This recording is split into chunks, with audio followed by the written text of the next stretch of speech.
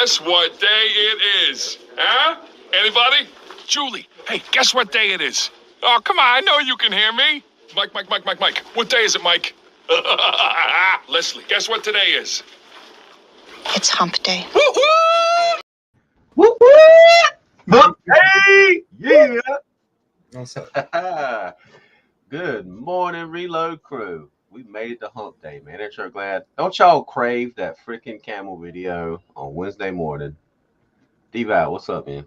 What's up, man? Is the world war started yet? We're still ramping? Yeah, we're still in there. We're still figuring out. What the hell's going on in Ukraine.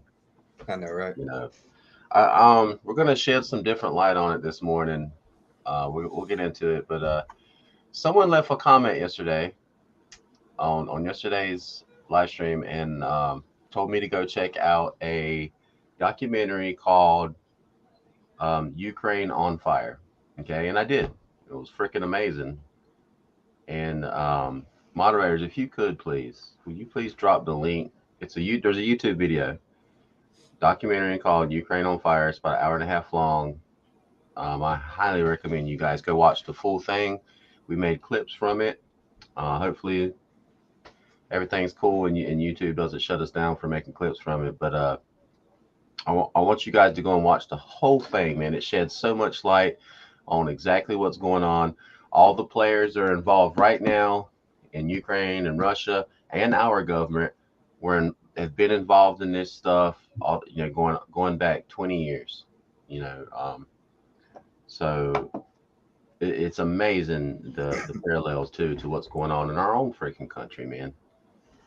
But anyway, we'll get into that. Before we get into that, I want you guys to watch a clip that we found of a real Nazi in the United States of America. And he's like a college professor at some university. But we're going to get into it. We got a lot to share today. So much. Yeah. Let me say hello to the brothers and sisters this morning. See who's hanging out, who's chilling. I saw a lot of you guys last night. I was hanging out with Sage and Will. I saw a lot of you guys in the chat, man. It's always good to see you guys everywhere I go. That's what I'm talking about. That's what I mean when we say community. When I see you guys in the chat, Native, what's up? I get the fuzzies, man. I get the warm fuzzies. Tammy, good morning. Tammy's streak, man. She's got a streak going. First in the chat, first in the morning reload chat every morning. I hear you, Tammy. Kim, good morning. Moots, Rocks and Feathers, good morning, good morning. This dude, he watched the State of the Union last night. Pictures? Yeah. The pictures and then that Jacob, he's present. Oh, good. I love you. You have a good day, okay? Be blessed. Love you, sweetheart. Be safe. He was about to say the Nazi address. Oh, man. Portia Panache. Good morning. Good morning. G.A. Peach. What's up, sis? Good morning. Good morning. Going to Savannah. I hear you. Drive safe. Safe travels. Jesus, take the wheel. Big Mama Steph. Good morning. Big Mama Steph was there last night chilling. So was Roots. Julie F. Good morning. Good morning. Jerry. Good morning. Show. What's up? Big Mom, Mama Red in the house. No claps for you. No claps. Crack-a-lacking. Not for Mama Red. Come on, man. Oh, for Mama Red.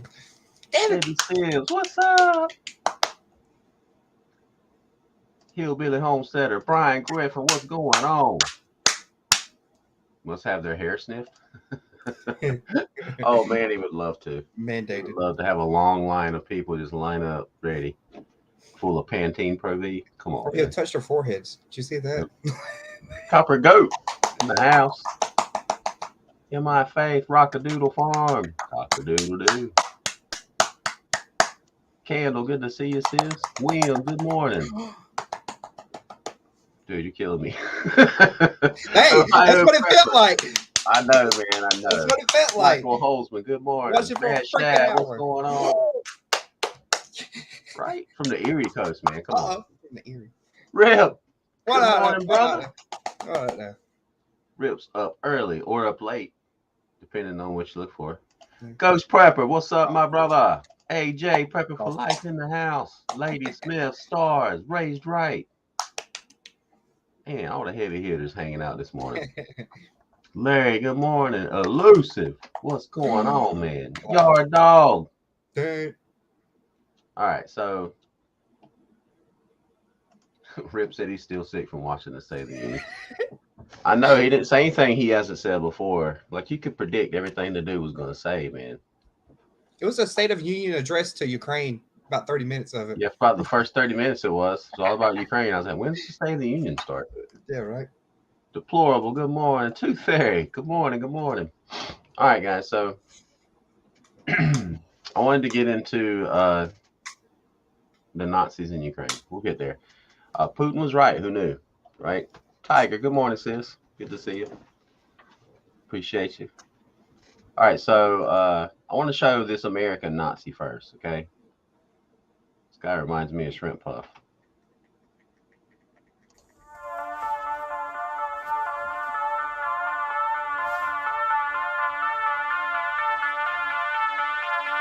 That suggestion by Thandika is that whites are not born white.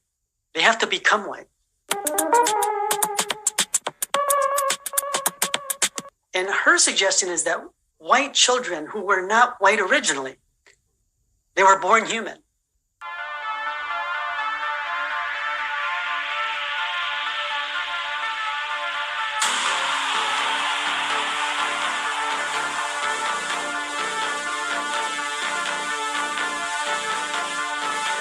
Right? And so that's why I'm coming up with this recent understanding that to abolish whiteness is to abolish white people. And that's very uncomfortable, perhaps, but it asks about our definitions of what race is and what racial justice might mean. Okay? So again, Roediger is asking the same question here about this genuine class unity is not going to happen because within it are these cleavages of racial struggles and gender struggles that prevent class unity from sort of happening.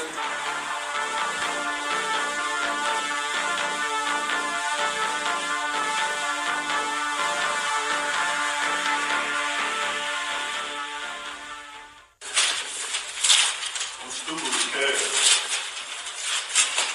You know what I'm saying? I got some 20s. You niggas play with 20s. I really don't play with 20s. Dude, they were born human at one time? No way. No way. I don't believe it. Couldn't believe Well, it. he said, well, that was 15 years ago. He said that in 2007. You know, he's been making bank on that whole premise. Like, so even far back as 2007, people were saying this rhetoric. But now, can you imagine how many people are saying it in 2022 with the whole movement of CRT and whatnot? But he contradicted himself.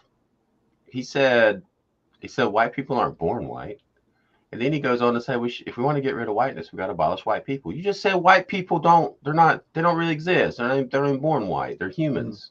Mm-hmm. They're born human. A human being is born human, guys.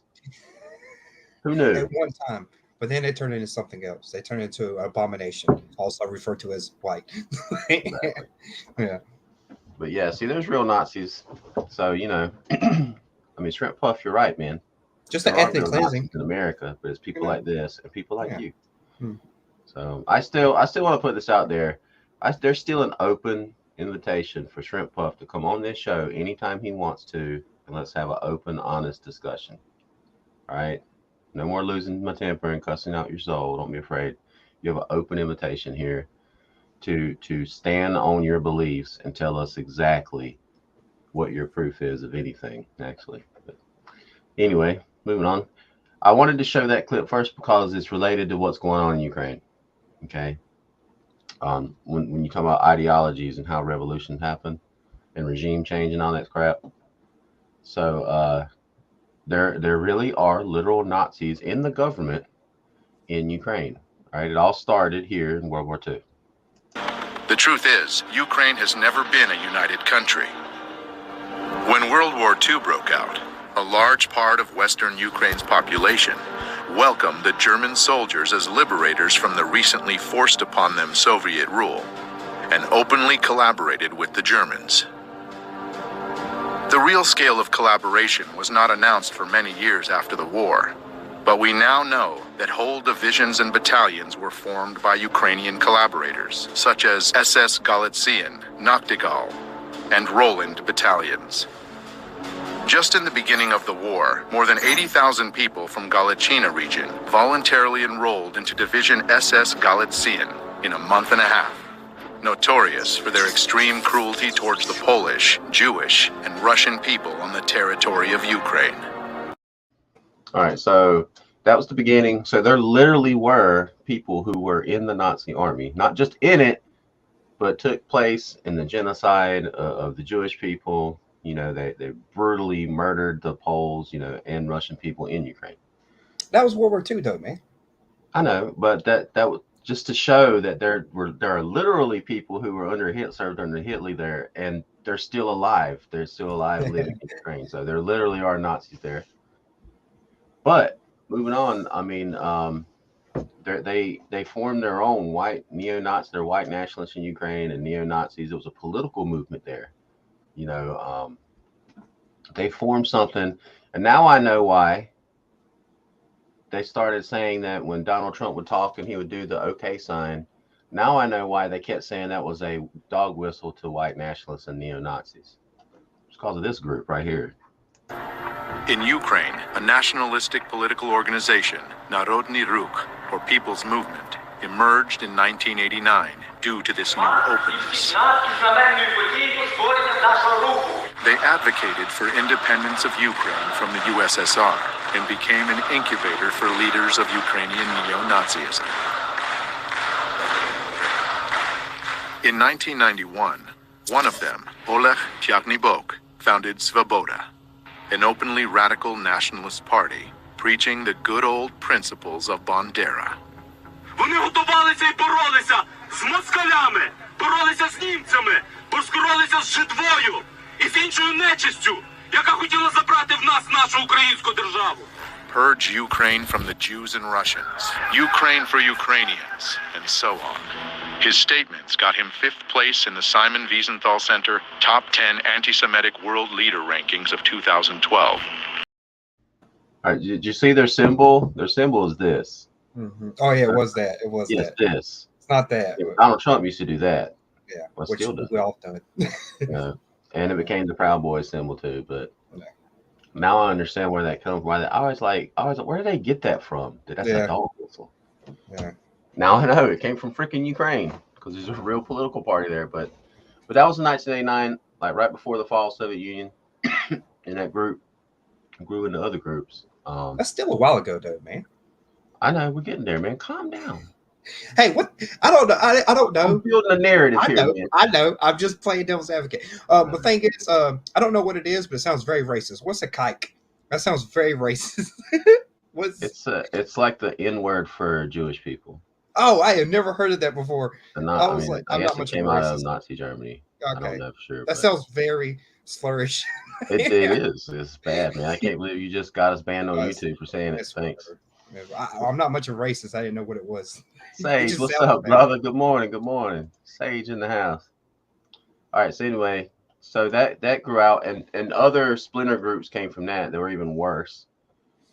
Like this guy, he's like, you know what? I'm gonna form a better neo-Nazi Ukrainian nationalist organization called the Trident.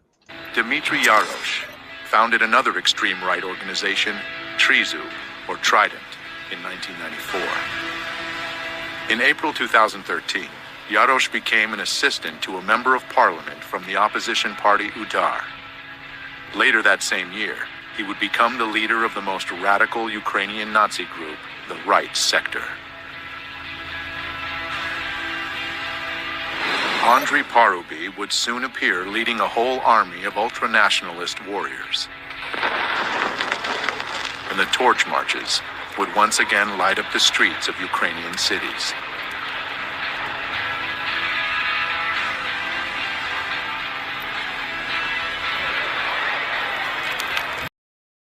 Now I know where the torch thing came from. When they were doing the tiki torch things in Charlottesville, I was like, why are you doing that? Yeah, 2015. Came from Ukraine. Again, Again. Free Ukraine. All right, I want to make a little addendum here.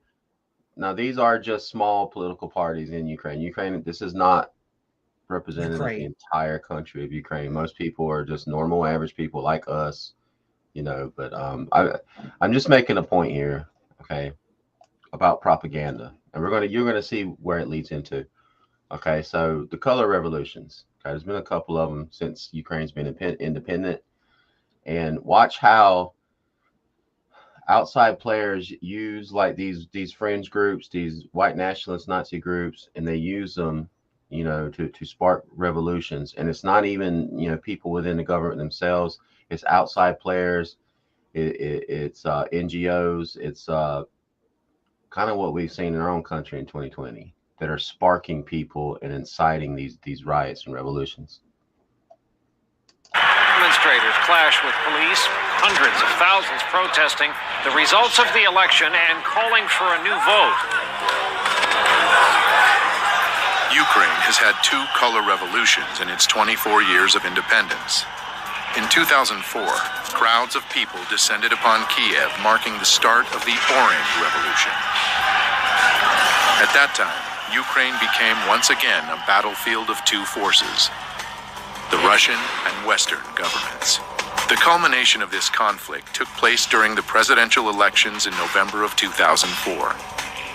The 2 major candidates, Western-backed Viktor Yushchenko and Russian-leaning Viktor Yanukovych, almost equally shared the votes of Ukrainians. By the way, calling Viktor Yushchenko Western-backed is not an exaggeration. His wife, Katerina Yushchenko, is a former U.S. State Department official and worked in the White House during the Reagan administration. All right, so pay attention to this election. All right. Remember what happened, you know, when we had an election in 2020 and it was kind of close and contested, and how that incited stuff. Did you notice the one guy, what's his name, Yanukovych? He's the guy that was in that clip we played earlier this week, where he had the vest on and the soldier behind him dropped the clip. He was the former president of Ukraine. That's him. This is his election. Okay, so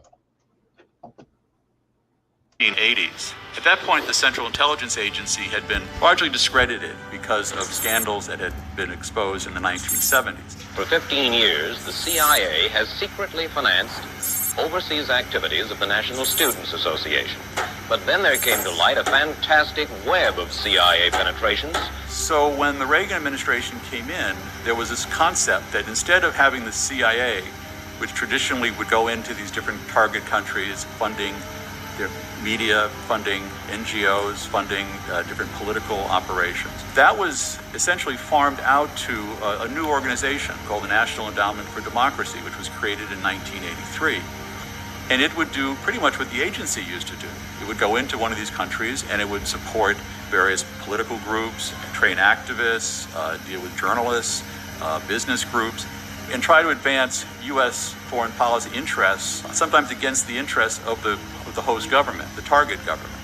And beyond that, they received financial and other logistical help from the National Endowment for Democracy and other U.S. agencies that helped them training activists, working with journalists to get their side presented more favorably. They work on things like, how do you get traction? How do you get things to go viral? How do you then use that to generate support for your cause? All right, so we've always known that about the CIA. I mean, since their inception, causing regime change all around the world. They've been doing it in Ukraine, and they changed their tactics. You already said, like, especially with the internet, causing things to go viral, training revolutionaries, and all these stuff, inciting things. All right, so I will, Dub. Thank you. I appreciate it, sis. Larry, yeah. Moderators, if you guys can, will you drop that link again to that documentary? It's called Ukraine on Fire. If you guys drop it, I'll try to pin it. That way, if you guys can go and check it out. Please go watch this. Like, you'll get more in depth. These clips are just kind of give you the highlights of what it's talking about, but you really need to watch the entire thing. I mean, it starts from when Ukraine didn't exist, like before World War One, and it grows from there and just tells the whole history of the country. All right, so I wanted to show you the CIA thing because it grows into how revolutions are fomented by the United States government. Mustafa Nayyem, a founder of one of Ukraine's new media outlets, Hromadske TV, knew very well how to make something go viral. It was his notorious Facebook post on November 21st, 2013, that brought the first crowds to Maidan. Я це написав просто, щоб почути, чи є ці люди, чи просто може поговоримо десь у Фейсбуці. If you don't read the newspaper, you are uninformed. If you read the newspaper, you are misinformed. To deliver your message efficiently enough in the modern world with so many different technologies and means of communications, you must embrace them all. As the disturbing events of Euromaidan started on November 21st, 2013, 3 new TV channels went on the air and suddenly became stunningly popular in Ukraine. Spilno TV, November 21st. Hromadske TV, November 22nd. And Espresso TV, November 24th, directly from opposition protest. These channels went viral, supporting the protests and encouraging more and more people to come to Maidan.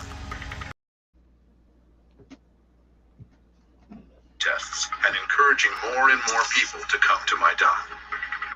Sorry. All right, so yeah, so And encouraging more and more people to come to Maidan. I can't pin it from StreamYard. I was trying to get it onto the on my phone. I appreciate all you guys doing that, man. Yeah, that's the right one. Ghost, Ark, and Milkman. Y'all are all over. I appreciate y'all. All right, so so anyway, Euromaidan, that was like their big thing that caused a revolution. This is what led to the independence of the Crimean region and the annexation of it by Russia and all that stuff. Okay, I heard someone in the news yesterday. I can't remember what it was. I meant to clip that too because they were talking about this. They were talking about Maidan. But anyway, so you see what happened. They formed these 3 brand new news media outlets, all for propaganda, all to push these and incite all these different riots, and just to cause revolution and regime change. Now pay attention, man, to some of the symbolism because it's going to start to get very familiar. Probably already is. I mean, we just went through 2020. What's up? You like how it was on Facebook and not Parler? It's always been Facebook. Yes, exactly. Always been Facebook. Always been Facebook, man. Always. All the way back to 2013. Like Facebook was just started. Hmm. All right, so where was I? Okay. News media reported that the riot police cruelly attacked the students peacefully sleeping in their tents. But scenes from the event seem to tell a different story. It appears that the protesters were waiting for the police. Additionally, there were dozens of journalists and cameramen from all the new public TV news outlets prepared to cover the events. And most ominously, a group of well-trained young men arrived to Maidan almost simultaneously with the riot police. They infiltrated the crowd and began provocations with insults, stones, and torches. The right sector in Ukraine represents a part of the Ukrainian population that has often favored fairly extreme right-wing positions. They had militias that came especially during the Maidan protests. There were groups that were being shipped into Kiev where they would provide the muscle, in effect, for the demonstrations. So the demonstrations went from being relatively peaceful political protests to being increasingly violent. The first step in any detective work is to establish a motive. It is now said that Sergei Lovochkin is held in high esteem by his powerful U.S. friends. All right, so the media that they formed started immediately demonizing the police, even though it wasn't them at all that was doing it. Was the violence was coming from the protesters. That sounds familiar. People showing up to be militant, infiltrating the crowd and inciting the crowd to do violence, throw Molotov cocktails, to burn stuff down. Yes. This all sounds very familiar to me. I wonder where Just I've saying. seen this. It Having says, opposing, peacefully opposing militias from the right and the left showing up to fight each other at these different protests. That sounds familiar. Peacefully sleeping in their tents as the dude's throwing a Molotov into Yeah. the. I was They like, said okay, the police just showed up and attacked them while they were sleeping in tents, which was not real because there's so much footage. They weren't sleeping at all. All right, moving forward from that, let's look at some symbolism. Where are we at? As veiled and masked as the color revolutions can be, an attentive viewer can see subtle patterns and similarities revealing their true nature. To make crowds act as one obedient group, they have to be united at the unconscious level.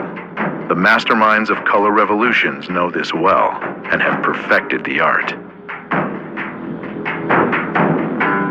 Symbolism is one of the most powerful tools to achieve this end. Revolutionary political organizations with surprisingly similar names and even more similar logos have appeared time and again, almost as omens marking the countries that would be hit by the colored plague next. They are often described as being aware and active, when they're actually trained and radical. They are the ones who take the first shot, literal and metaphorical, to transform the peaceful protests into full-blown coup d'etats. That sounds like a Proud Boys slogan right there. Yeah, because this is the Proud Boys symbol, right? The fist. Yeah.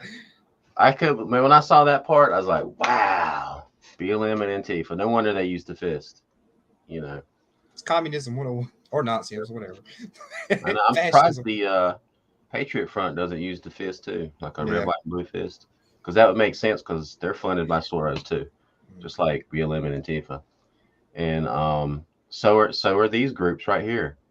And if you don't believe me, Shrimp Zoo, watch this. Incidentally, one such organization, Hromadske TV, received generous donations from the Dutch and U.S. embassies, as well as from the Renaissance Foundation, an NGO founded by George Soros. I set up a foundation in Ukraine before Ukraine became independent of Russia. And the foundation has been functioning ever since. And it played an important part in events now. What an anti-Semite to say that himself is funding this stuff. Wow. You see the black and red flags too? Like all Yes. black and red flags. Yep. Like some black and red flags we've seen in 2020 lately. Anyway, it's You know how the Proud Boys wasn't funded because they got their funding cut by the U.S. government. That's why. Right. Exactly. When the government cuts your funding and seizes all your assets and stops your bank account, like Canada, like yeah, that's when you know you're not backed by everybody. Exactly. Yeah. OFC, good morning, man. Good to see you, brother. You on the road today? PAEMT, what's up? Right? You can't hurt us Russians with our own vodka. Throw your Molotov. We are impervious to it. Homestead Alls, good morning. Good morning. Or it's probably good evening to you guys. Good to see you. How's things going on over there in the gulag of Australia? You guys doing okay? Yeah, I hope you're doing good, man. Ark's building rabbit cage. I hear you, brother. Uh-oh. Ghost is the man to do it, man. I've seen his firsthand. They're freaking awesome. Whole system too. Right. FSP, what's up, dude? Good morning. Good to see you, brother. All right, so anyway, one more clip. I told you guys that while all this was going on, the American government was behind the scenes helping it continue on. Okay. I had a clip. John McCain was over there giving speeches talking about how he supports Ukrainian people and this movement in Maidan. But the clip, after the sound was gone. But I think you'll recognize some of these other people. Имел контакт с Владимиром Байденом, вице-президентом. У меня были частые с ним телефонные переговоры. Но дело в том, что господин Байден говорил одно, а в Украине делали другое. And the U.S. ambassador? Посол Соединенных Штатов в Украине постоянно принимал представителей Майдана у себя в посольстве. Мы это очень хорошо знали, мы это отслеживали. И создавалось такое впечатление, что в посольстве Соединенных Штатов существует штаб, который управляет этим процессом. In early February of 2014, as the Maidan crisis was getting more violent, there was a phone call that was intercepted. It was a call between the Assistant Secretary of State for European Affairs, Victoria Nuland, and the U.S. Ambassador to Ukraine, Jeffrey Pyatt. Questions of credibility are being raised after a private chat between two top U.S. diplomats was leaked online. I think Yats is the guy who's got the economic experience, the governing experience. He's the guy, you know, what he needs is Cleach and Tony Book on the outside. I just think Cleach going in, he's going to be at that level working for Yatsenyuk. It's just not going to work. Yeah, no, I think that's right. Okay. Good. Well, do you want us to try to set up a call with him? Is the next step? Sullivan's come back to me VFR saying you need Biden, and I said probably tomorrow for an attaboy and to get the deets to stick. So Okay. Biden's willing. So you had this remarkable phone call where you have these two senior officials of the U.S. government apparently talking about a coup or how they were planning to restructure the government of Ukraine. Fuck the EU. No, exactly. So here you have our State Department and the ambassador to Ukraine behind the scenes talking about the regime change and how they're pushing things forward so the United States can get whatever they want, you know, and none of that ever changed. You know, I mean, that was when Biden was vice president, and now he's president, and 80% of his administration are holdovers from the Obama administration. So I have no doubt in my mind that what's going on right now in Ukraine is directly related to these events. They're trying 100%. to push forward like an agenda. Now, as far as like Putin and Russia and his movements and things, he's a wild card to me right now. I don't understand some of his moves, and I don't quite understand why we're boxing Putin in and pushing him more and more towards China.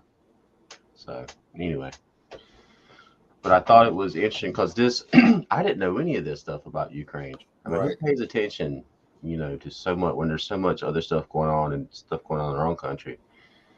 I had no idea the level of involvement and corruption that we had in Ukraine. You know, no wonder Russia's always trying to take Ukraine because they know freaking the United States is in there and in Europe and all these other countries in there pushing their agenda in Ukraine. So Russia's just pushing their agenda back, but not taking up for Putin or anything like that. I'm just saying it is what it is. There's Russians on the east side near Russia, and you know, they tried to make Russia the second recognized language. There was a whole thing about that. They repealed it. They fought over that. Right. The one president was Russian leaning, and then the coup happened, and then a NATO president was established. So I mean, you know, fair elections all around. Exactly. Yeah. But anyway, I did want to, like I said, someone in the comments yesterday turned me on to this document. I wanted to thank you. I went back, your comment was gone. I don't know if YouTube took it down or what, but I couldn't remember who it was. So whoever you were told me in the comments to go and watch this yesterday. Thank you so much. Thank you very much. That's what I'm talking about. That's what this channel's about. It's not just my voice. It's you guys' voice too. You turned me on to good information, and I appreciate it, man. Remember when Putin was talking about the assault on Russian citizens in Ukraine and stuff like that? I mean, I see where he's coming from. I know, right? I can see where he's coming from. I think so too, Bullfrog. I don't understand. That's what I mean. Something fishy is definitely going on there. Like, why hasn't he taken over the Capitol yet? There's no major opposition there. No, and something's not sitting right about this whole thing, you know. And now they just keep throwing out nuclear this, nuclear that, you know. I was watching on Tim Pool yesterday. He was talking about how Belarus was going to allow Russia to set up like a nuclear installation there, and Japan is considering whether they should let America set up one there. Like that's a major thing for another country to say, hey, you big superpower with all your nukes, you want to come over here and set up a base where you can shoot your nukes from here? Yeah. That's a major escalation in the world, you know. I think it's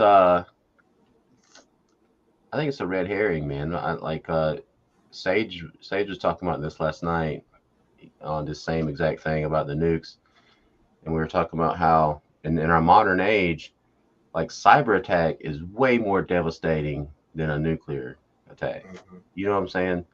I mean, it's a good point to make, and I think Russia is more advanced in that than we are. Like cyber attack, just having their hackers go in the system and put bugs in the system. Like we were talking about the bugs in the banking system last week. That's a real thing. It's really happening. There's already, I think there's hackers already in our system just waiting to pounce. Belarus is a holdover from the Warsaw Pact. That's the reason why they're such chummy. Yeah, right. Yeah, that's they're why like they're so chummy. thick as thieves with the Ruskies. I wouldn't doubt it, brother. The NWO. Negotiating or directing? Right. Yeah. Milkman, I appreciate you, sis. Have a good day. God bless.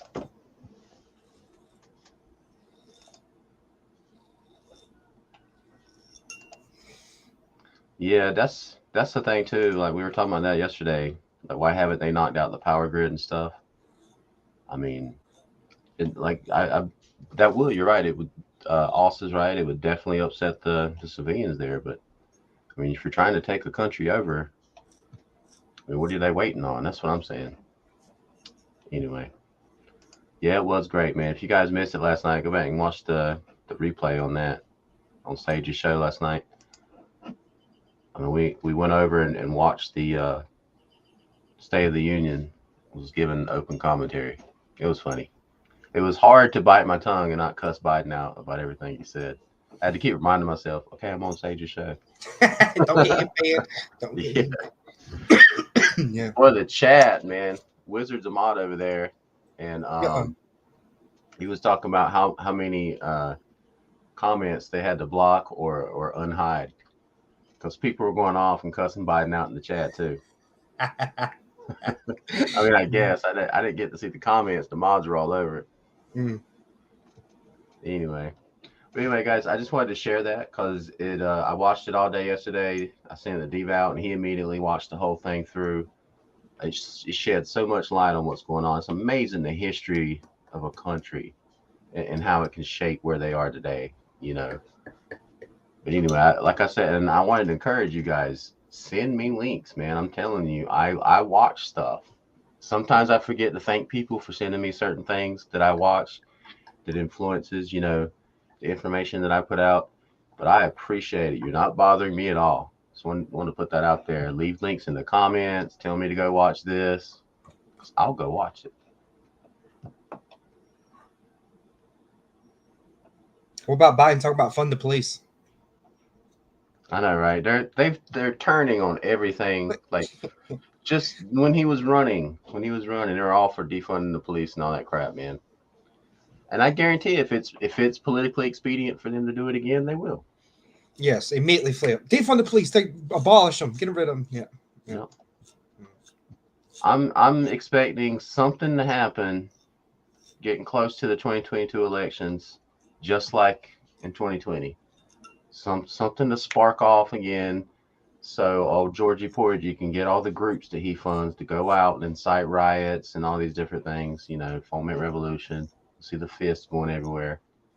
It's ridiculous, man. It's amazing when you guys watch that documentary. You'll see when they go in more detail and how they sparked all this stuff.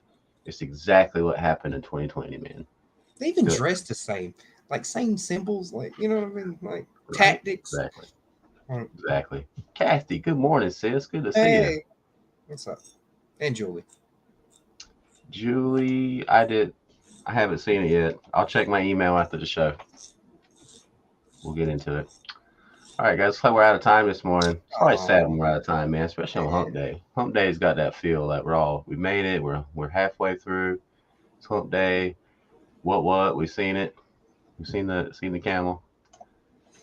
But anyway, I hope you guys go and watch that documentary, and hope you guys can share it too. Get this information out to people.